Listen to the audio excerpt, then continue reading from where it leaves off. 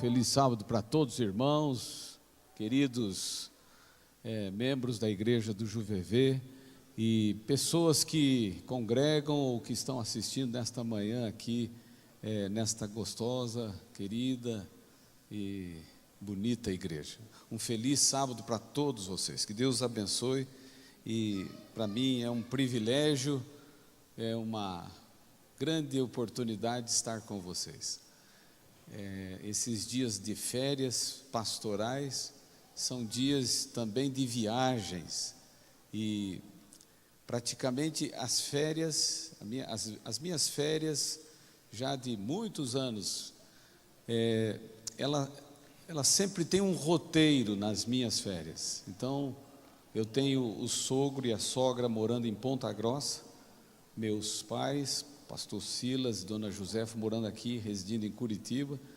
Então, quando as férias chegam, é natural que praticamente estas duas cidades eu as visito e sempre estou ali em algum momento. Então, no finalzinho do ano, no último sábado do ano, preguei em Ponta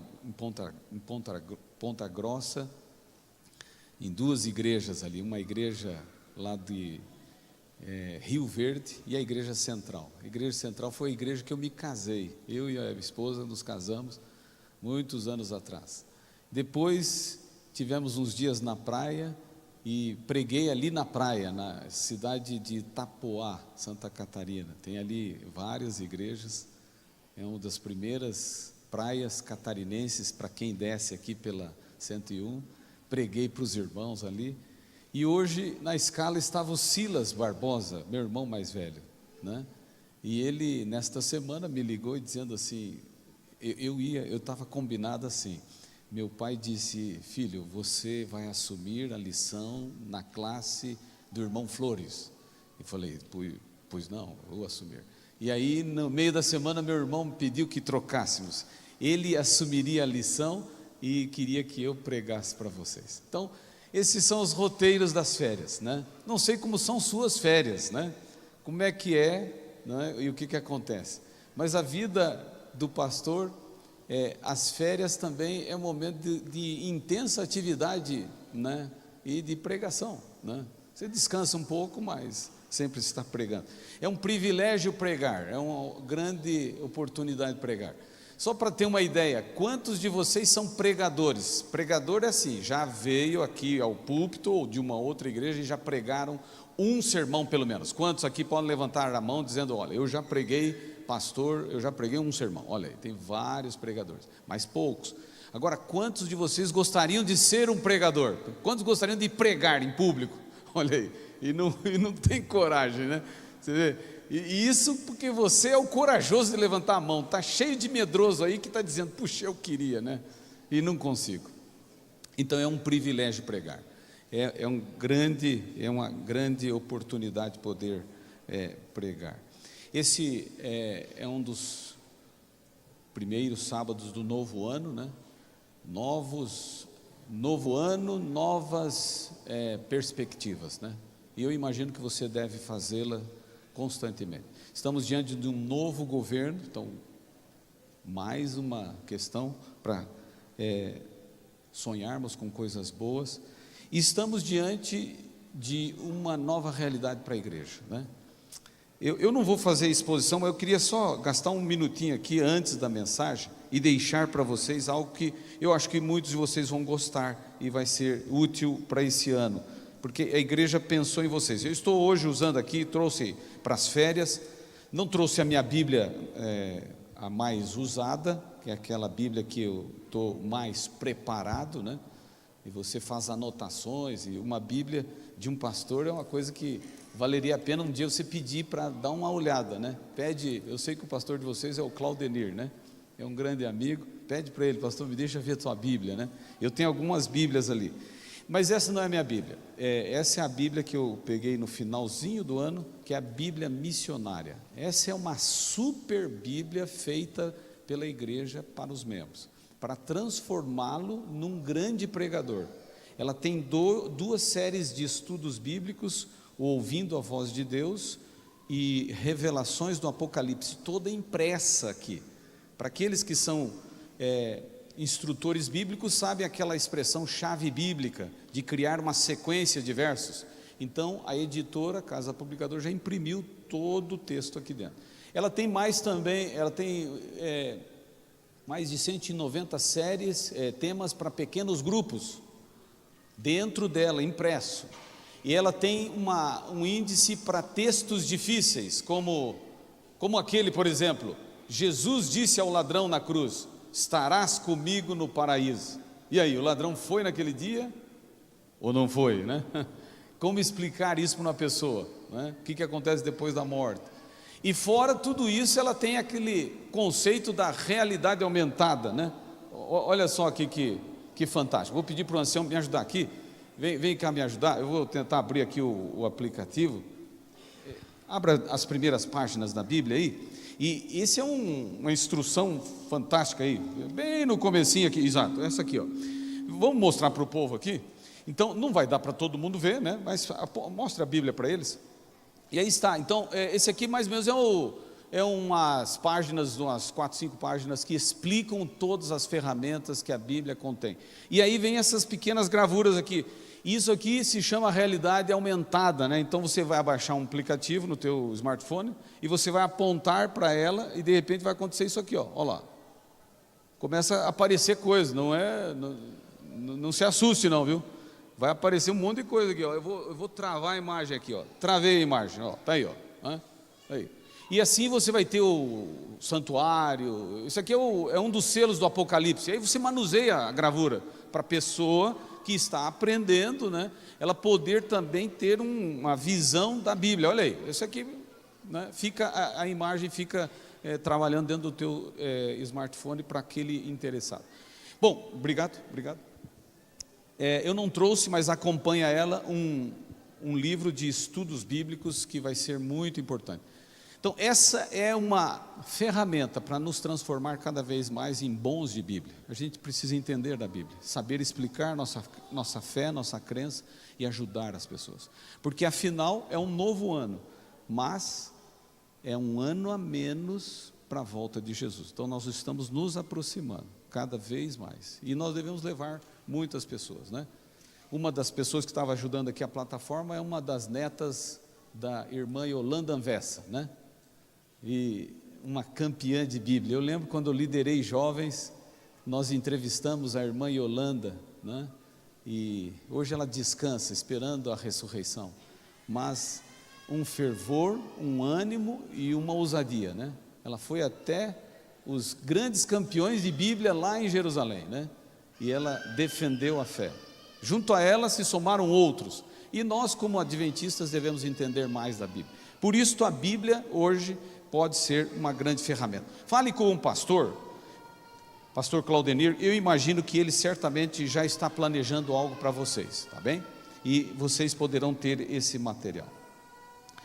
Muito bem, então nós vamos fazer um pequeno estudo da Bíblia nesta manhã de sábado. E eu quero que você abra no livro de Oséias, capítulo 6, o verso 3. Então vamos lá, e nós vamos meditar na palavra de Deus. Oséias é um profeta menor, está lá na parte final do Antigo Testamento, você pode achá-lo bem pertinho do livro de Daniel. Oséias capítulo 6, o verso 3.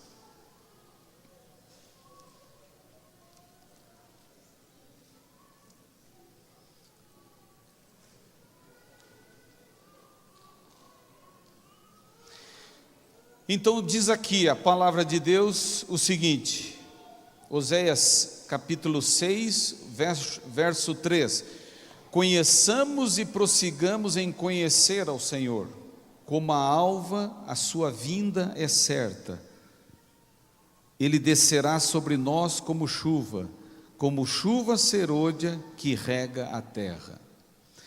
Este verso é um verso muito importante da Bíblia, é um verso que contém um fundamento que é primordial para a tua salvação, e isso vai ser a explicação do sermão. Mas este verso também, ele tem uma parte na minha história como pastor, porque este verso foi o verso que a nossa turma a turma 67 escolheu para a formatura. Essa turma completou 30 anos o ano passado, em dezembro, 4 de dezembro. Então eu completei 30 anos de formado em teologia, né? E agora estou completando 30 anos de trabalho, porque a Sul Paranaense me chamou no janeiro de 1998, né? E ali comecei meu trabalho, né? De 89, perdão, ali eu comecei meu trabalho.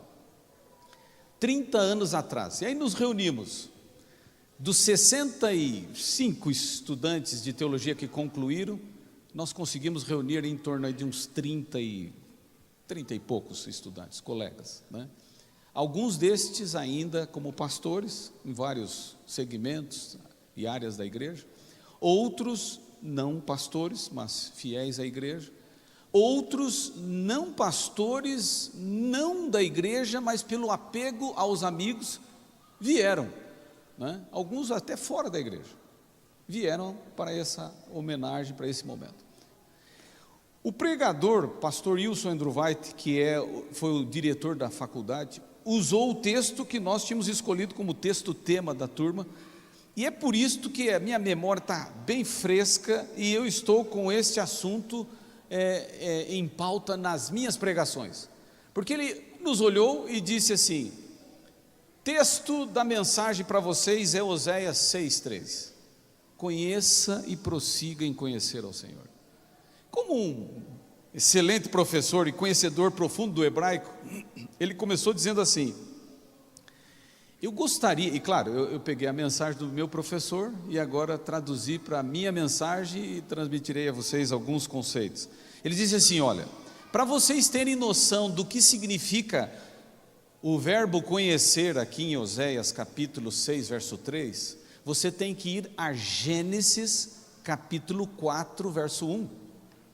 Vá a Gênesis, porque ele está relacionado pelo mesmo verbo em hebraico, pela mesma expressão em hebraico, e assim você precisa analisar, ponderar o que Deus pede no conhecimento. E o que diz Gênesis capítulo 4, verso 1. Então a expressão que eu tenho aqui na Bíblia Revista Atualizada diz assim: coabitou o homem com Eva, sua mulher, e ela concebeu e deu à luz a Caim. Outras versões colocam: conheceu o homem sua mulher Eva.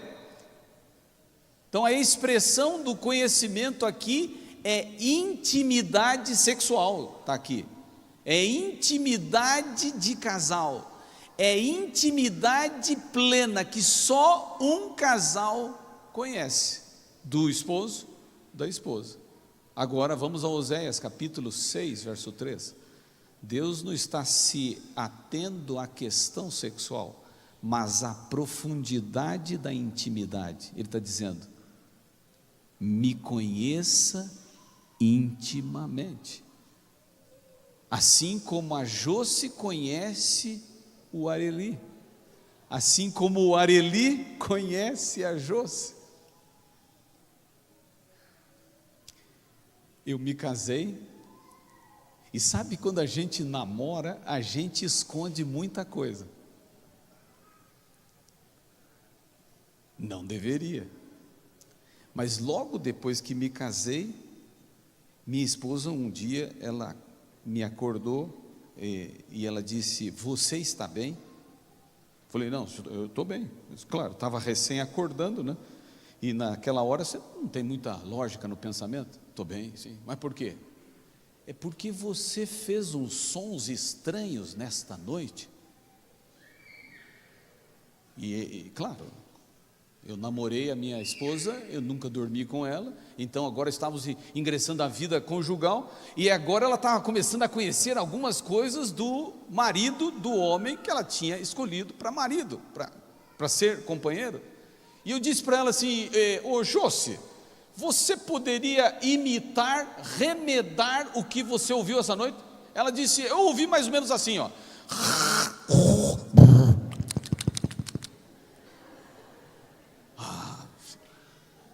Quando ela falou isso, eu disse: me esqueci de te dizer no namoro.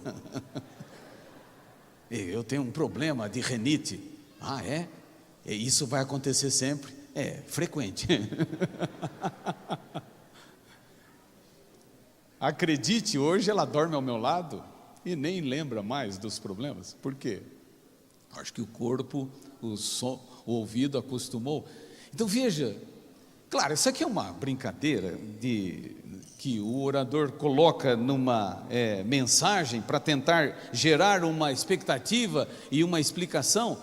Vocês não saberiam que eu tenho esse comportamento à noite a menos que eu contasse a vocês, ou você dormisse comigo. Eu me lembro que uma vez sabe que pastores sempre estão em concílios pastorais, né? E às vezes nós temos que dividir o quarto com um companheiro. E eu tive que dizer já ao meu companheiro: olha, viu, se à noite eu começar a fazer barulho, fique tranquilo, né? Não tem nenhum problema. Mas essa é a grande questão que Deus agora está começando a colocar: conheça mais. Veja uma questão. O que você conhece sobre Deus? Não tente explicar agora, tente pensar.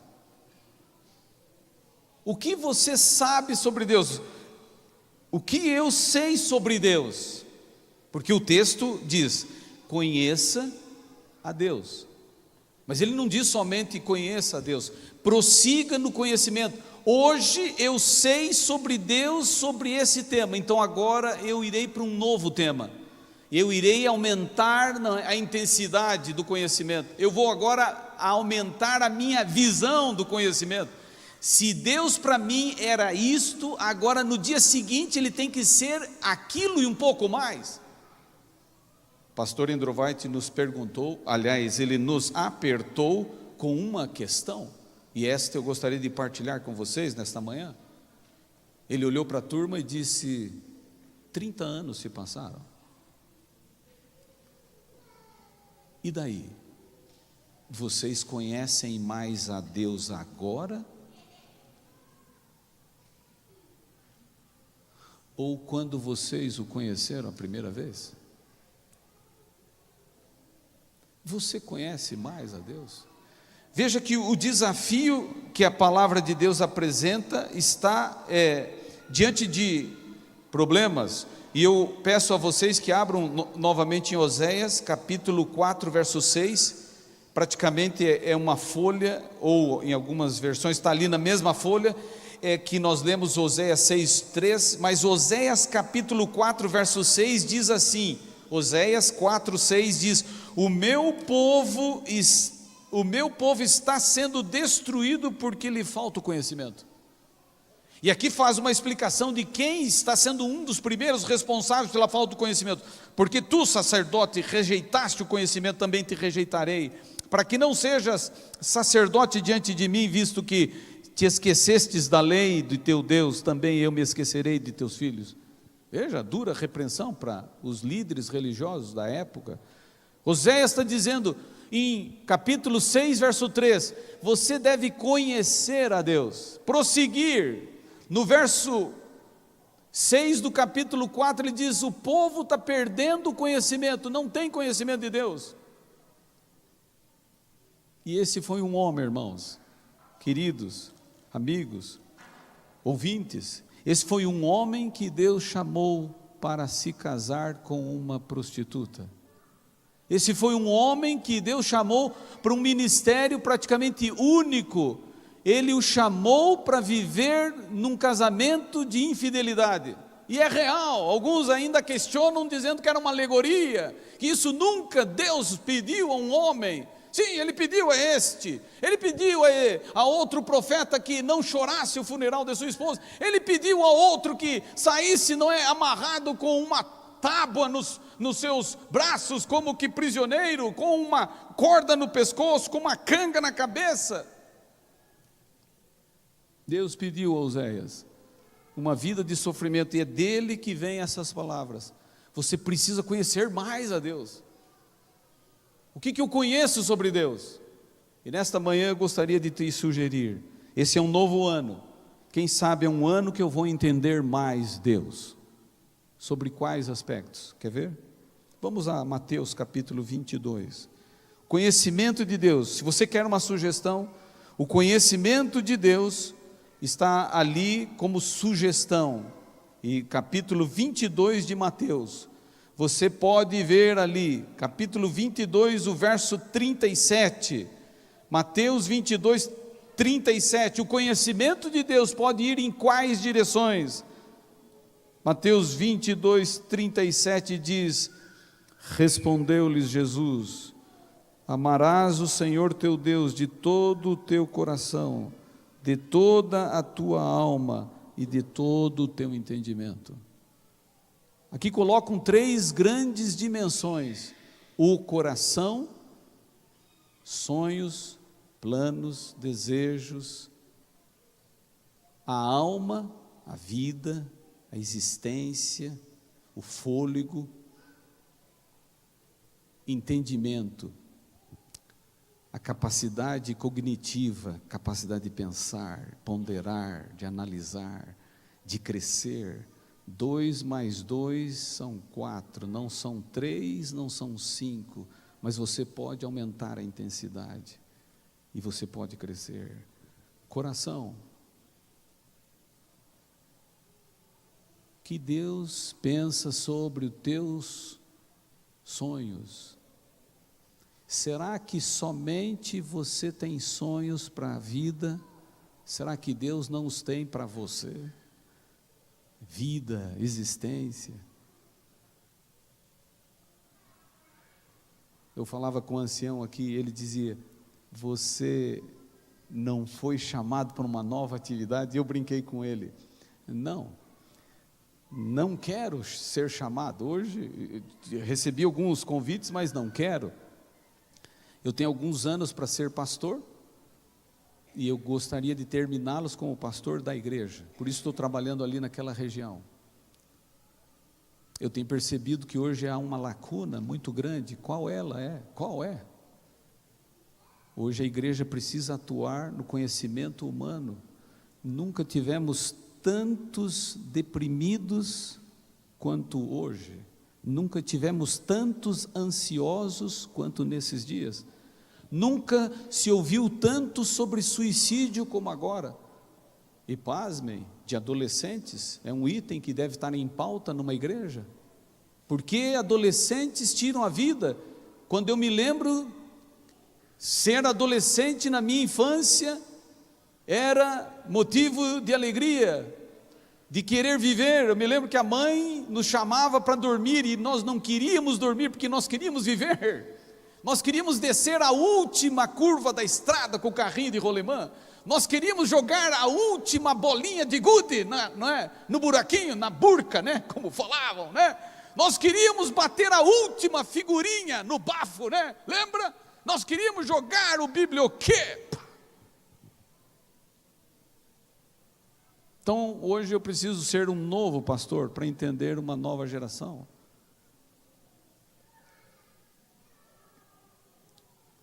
Deus está querendo que você aumente a intensidade do conhecimento dEle. Nós estamos precisando ir mais além. O que você conhece sobre Deus é bom. Eu só acho que de agora em diante você tem que aumentar, melhorar e crescer. Deus fala: conheça-o, não é? O ame de todo o coração, de toda a tua alma, de todo o teu entendimento.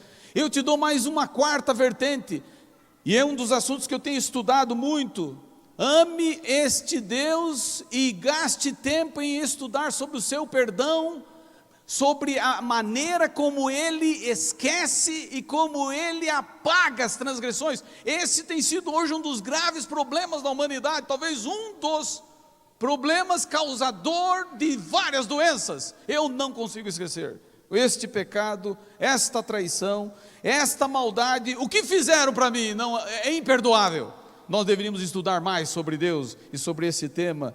E é o que Oséias está nos dizendo: conheça Deus. E ali em Gênesis 4:1 está dizendo: conheça-o intimamente, como um marido conhece a mulher, e como uma mulher conhece o marido. E claro, muito mais. Conheça-o. E aí você vê as crises, o povo perecendo por falta de conhecimento. Mas eu quero aumentar a intensidade da mensagem. E eu quero aumentar a intensidade da mensagem, mostrando a vocês que o conhecimento de Deus é algo fundamental para a tua salvação. Vamos a João, capítulo 17. O livro de João, capítulo 17, é o momento que Jesus praticamente está para partir, ir embora. Esta é uma noite, provavelmente ele faz uma oração, e nesta oração ele transmite um conceito que é importante. João, Evangelho segundo João, capítulo 17, o verso 3, diz ali, João 17, 3, e a vida eterna é esta, que te conheçam a ti, o único Deus verdadeiro, e a Jesus Cristo, a quem enviaste. Quando você então liga Oséias, liga Gênesis, liga Mateus, agora você tem um argumento mais forte para o conhecimento, porque está dizendo que a vida eterna é conhecer a Deus. Então, é necessário conhecê-lo. A vida eterna é entender a Deus, é explicar a Deus para outras pessoas. A vida eterna é conhecer mais, e ele coloca Deus e Jesus. Basicamente, só para você ter uma pequena explicação da Bíblia, a palavra de Deus, a Bíblia é escrita para seres humanos. No universo de Deus não há essa necessidade, porque Deus se revela pessoalmente. O Gênesis transmite a entrada do pecado e a crise. Os 2 primeiros capítulos falam do mundo sem pecado.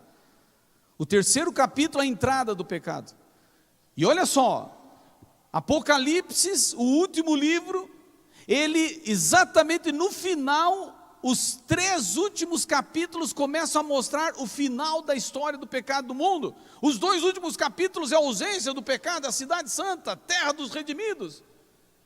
Então Deus está querendo que você entenda. A Bíblia praticamente é um espaço para Deus colocado na mão de humanos, para você entender um pouco como entrou a crise e como ela vai sair. E neste meio tempo ele explica um pouco do futuro, do passado antes do pecado, mas ele explica mais como viver nesse mundo e alcançar a vida eterna. A vida eterna é conhecer a Jesus. O Antigo Testamento fala de um Jesus que viria, o Novo Testamento fala de um Jesus que veio. E é esse um conhecimento que você deve crescer. Por isso está lá o mandamento, o resumo: amar a Deus de coração, de alma e de entendimento. Você tem que olhar para Cristo e ver os atos de Cristo, lembrar da expressão de Tomé, quando ele diz: mostra-nos o Pai, isto nos basta. Aí Jesus diz: mas há tanto tempo eu estou com vocês, vocês não me viram, não me conhecem. Quem vê a mim, vê o Pai. Esse é um conhecimento. Traduzindo, quando Jesus trata Madalena, Jesus está ensinando sobre perdão. Quando ele trata fariseus com lágrima nos olhos, ele está ensinando como se lida com inimigos. Quando ele trata com pecadores que estão distantes, ele está falando como Deus vê pessoas de lugares distantes. Quando Deus está agindo por Jesus, ele está ensinando como ele é, e você deveria entender mais sobre Deus. A vida eterna é esta, que te conheçam. Agora olha só, se você se aprofundar, vou te dar aqui um texto que é um presente. Vá no livro dos Salmos, capítulo 25, Salmos 25, e você vai ver ali o verso 14, Salmos 25, 14. Vejam o que Deus é capaz de fazer para alguém que se aproxima intimamente, como diz Gênesis capítulo 4, verso 1. Intimidade. relacionamento íntimo. Salmo 25, verso 14 diz: a intimidade do Senhor é para os que o temem, os quais Ele dará a conhecer a sua aliança. A intimidade de Deus. Deus tem muitos segredos, Deus tem muitas revelações, e Ele quer dar a você. Esse é um conhecimento que não está disponível para qualquer um, mas para aquele que é íntimo, para aquele que busca, para aquele que quer entender, é para aquele que quer algo mais. Vida eterna é esta. Oséias 6,3, conheça o Senhor, descubra o Senhor.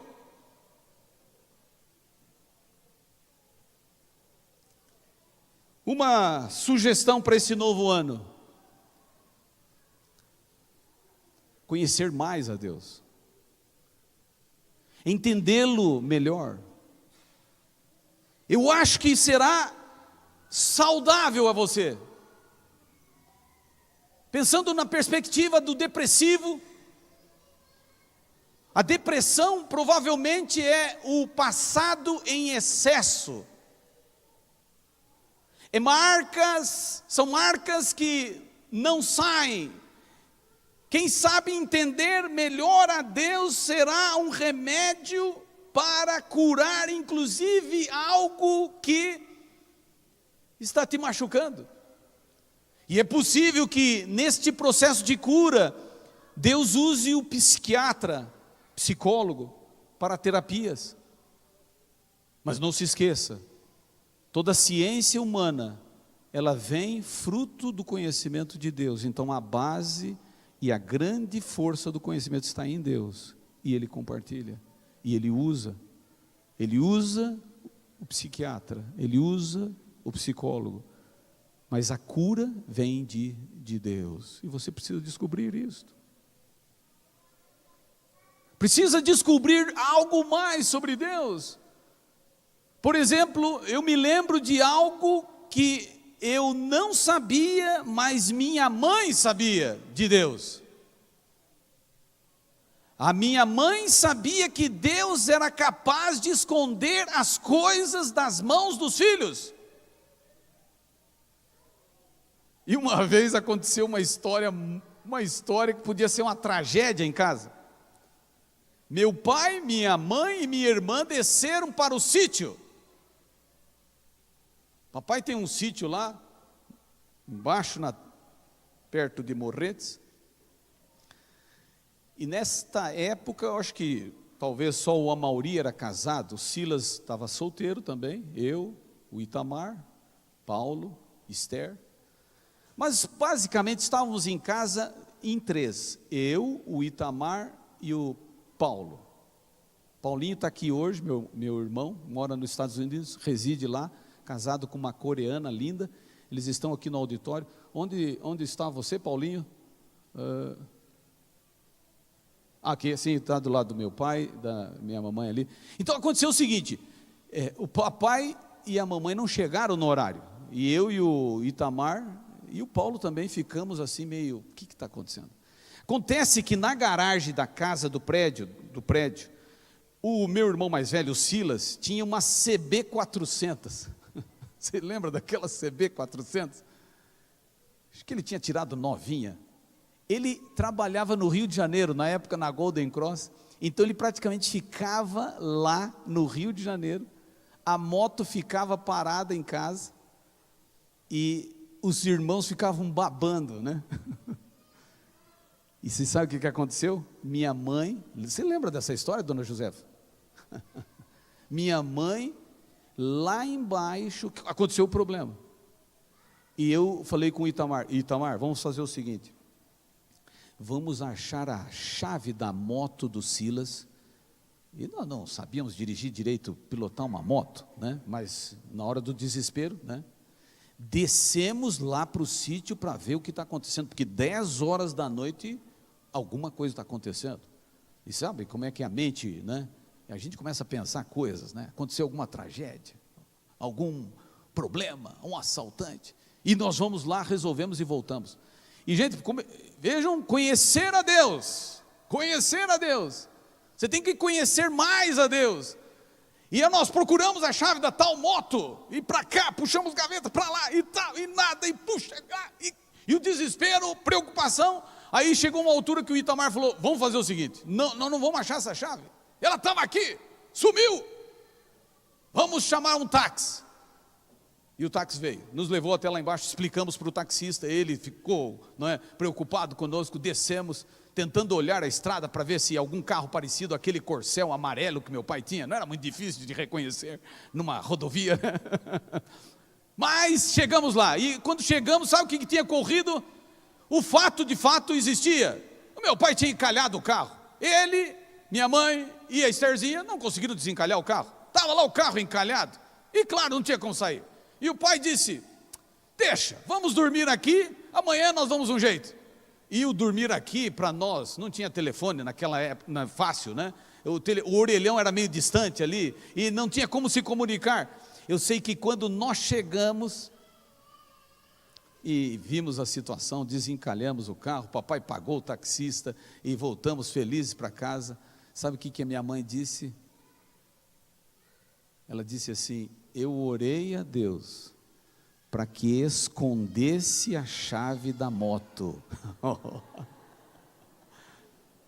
Você tem que conhecer o Deus da dona Josefa, que faz esconder a chave. E sabe o que é incrível? Nós voltamos naquela mesma noite, puxamos a gaveta e a chave estava lá. Ui!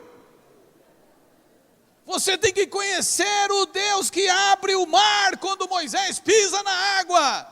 Você tem que ir um pouco mais além. São histórias, fatos que você precisa agregar à tua vida. Você conhece a Deus mesmo? Vida eterna é esta, que te conheçam. A intimidade do Senhor é para os que o temem, os quais Ele dará a conhecer a sua aliança. Deus quer se revelar. Eu te pergunto, se você quer ouvi-lo, você quer entendê-lo, você quer buscar mais sobre Deus. Por exemplo, olha, tenho que terminar. Hoje prego menos do que pregava quando comecei o ministério. Sabe, os anos vão passando e você vai encurtando o sermão. Parece que a vida vai te ensinando. Mas eu queria deixar uma coisa aqui, algo bonito e importante. A vocês pais, de filhos pequenos, eu acho que vocês deveriam entrar em intimidade com Deus, para que Ele te ensine processos novos de educação de crianças. Porque os índices estão se tornando perigosos. A quantidade de crianças, de adolescentes que estão se suicidando. E eu acredito que um lar cristão pode fazer algo para mudar isso. E vejam, eu não estou dizendo de fora, eu estou dizendo de dentro da igreja. Final do ano, o IASP, um dos nossos colégios, o NASP Campus 3, teve um suicídio de um filho de um pastor. Para vocês terem uma ideia. Então, é importante conhecer mais a Deus. Quem sabe o conhecimento desse Deus vai fazer com que você deixe um emprego, mude de cidade. Hoje eu sou um homem que moro no sítio. Não sou um agricultor por excelência, mas já compreendo muita coisa que pode ser plantada na terra. E por isso tenho lá muitas árvores frutíferas. E tenho lá minhas colheitas. E eu tenho lá um cãozinho, o Jack, famoso Jack, um chau-chau terrível, que já me ensinou muita coisa. E recém agora achei um coelho. Esses dias tivemos uma situação tão engraçada em casa, porque recebemos uma família para uma situação bem triste, e de repente eu tive que apresentar o Jack. O Jack é nervoso, e ele late, é só o momento de chegada, do impacto. É assim que o adestrador me disse, tem que ser assim, ele precisa entender o que está acontecendo. Depois ele esquece e vai para o canto dele. Passou o estresse do Jack, de repente, o Panqueca, é o nome do coelho, entrou correndo na sala. A família olhou para a gente, pensando, vocês estão bem? Você sabe que animais dentro de casa, claro, com higiene, com cuidado, eles são terapêuticos. Aliás, eu não sei se você está percebendo, a população recém saiu do rural para o urbano. 1999, 2000, nós temos mais habitantes nas cidades do que rural. E agora é pequeno, mas já está começando um êxodo reverso. Muita gente está voltando para o rural, porque a vida está se tornando angustiante. Então, só abrir aqui uma janela, conhecer mais a Deus, quem sabe, e aí você vai se lembrar de Ellen White, quando ela fala da vida do campo, mas é claro, tem que ter muita sabedoria para fazer essa transição, não é jogar tudo para cima e sair correndo, tem que existir primeiro um conhecimento a este Deus quer se revelar, e em alguns casos Ele quer que você fique onde está, e que você mude algumas coisas básicas, mas o processo importante é desencadeado por Deus, Ele vai ser o instrutor. E agora eu estou terminando a mensagem, e agora vem os piores textos, e este é um dos mais duros. Vamos a Mateus capítulo 7, se você não entendeu tudo, talvez vai prestar atenção agora. Mateus capítulo 7, verso 22, diz assim, Mateus capítulo 7, o verso 22 e 23, eu leio aqui o seguinte, Mateus, Evangelho segundo Mateus, capítulo 7, verso 21, vou ler o 22 em diante, diz ali, Mateus 7, 22, muitos naquele dia hão de dizer-me, Senhor, Senhor, porventura não temos nós profetizado em Teu nome não expelimos demônios, e em Teu nome não fizemos muitos milagres? Então lhes direi explicitamente, nunca vos conheci, apartai-vos de mim, os que praticais a iniquidade. Percebam que os que praticam aqui a iniquidade são os que profetizam, expelem demônios e realizam milagres, irmãos. Não está falando de adúlteros, ladrões e mentirosos, está falando de profetas, de pessoas que expelem inimigos, que expelem demônios e que realizam milagres. Aqui na essência está um conceito que deveria ser colocado na minha vida hoje, agora. Viver a prática da religião não significa conhecer a Deus. Conhecer a Deus é buscar um conhecimento de Deus. Não vai tirar a prática daquilo que Ele colocou para a vida religiosa, porque algumas coisas são acrescentadas e elas não é exigidas por Deus, mas é importante eu entender que eu preciso conhecer a Deus. Quem é Deus? Como Ele pensa? O que Ele faz? O que Ele quer de mim? O que Ele planejou para o meu futuro? O que Deus quer fazer na minha vida hoje? Você deveria buscá-lo. E eu termino agora com mais um verso que está em 1 João. O profeta de Pátimos, o homem íntimo, aquele que reclinou a cabeça no peito de Jesus. E na epístola de João, a primeira epístola, capítulo 5, então lá bem pertinho do Apocalipse, capítulo 5, eu leio praticamente o último verso, penúltimo verso, diz ali, 1 João, capítulo 5, o verso 20, diz, também sabemos que o Filho de Deus é vindo, e nos tem dado entendimento para reconhecermos o verdadeiro, e estamos no verdadeiro, em seu Filho Jesus. Este é o verdadeiro Deus e a vida eterna.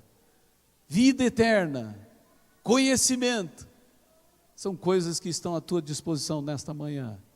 É só buscar, gastar um tempo, é abrir o coração, é pedir a Ele, é deixá-lo falar, é ouvi-lo, e Ele fará mudanças radicais na sua vida.